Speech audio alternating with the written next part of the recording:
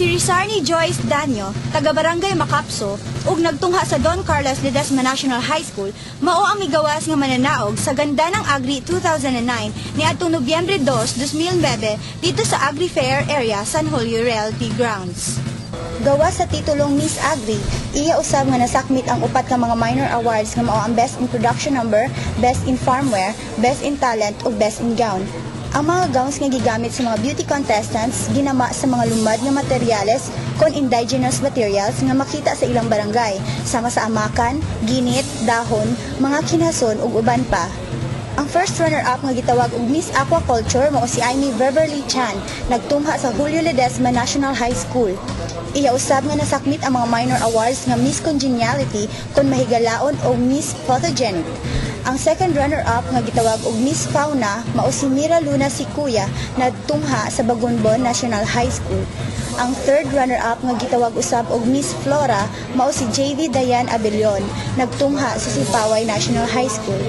Ang fourth runner-up kon Miss Veggie mao si Niza Jene Dizo, nagtungha sa Quezon National High School. Ang mga titulo gipahaom sa termino nga pang-agrikultura, nga aquaculture sa kadagatan, fauna sa mga kahayupan, flora sa kabulakan, ug veggie sa mga utanon. Kining maong mga tulonghaan mirepresentar usab sa barangay nga ilang nahimutangan.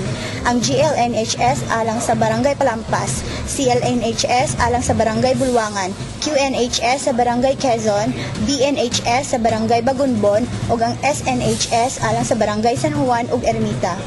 Ang mga hurado sa maong kompetisyon mao sila si Ralph Duhay Lungsod bilang chairman, Hope Caballero ug Lea Marie Alias. Kon kahinumduman ang titulong Miss Agri ni adtong miaging tuig, nakuha ni Christine Igay, taga Don Carlos Ledesma National High School usab sa Barangay Bulwangan. Sa tinuod, dili lang ni beauty contest ang tuyo naton karong gabi. Higayon po ni para paibalukan ninyo sa mga lain-lain na programa sa Agriculture's Office diri sa San Carlos City.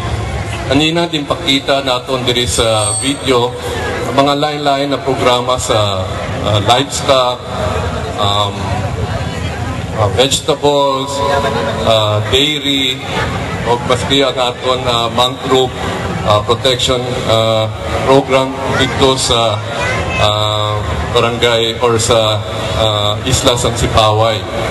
Sa ato ang panagtigom diri karong gabi una, ang atong pagpili, ang atong pag-enjoy sa ang atong mga lain-lain nga presentations tonight, usani ka paghalad sa ato ang mga farmers, ato ang mga lain-lain nga mga katauhan sa gobyerno na nagsuporta o naa sa atong agricultural development, which is the main thrust of our economic activity sa San Carlos, which is agricultural and industrialization.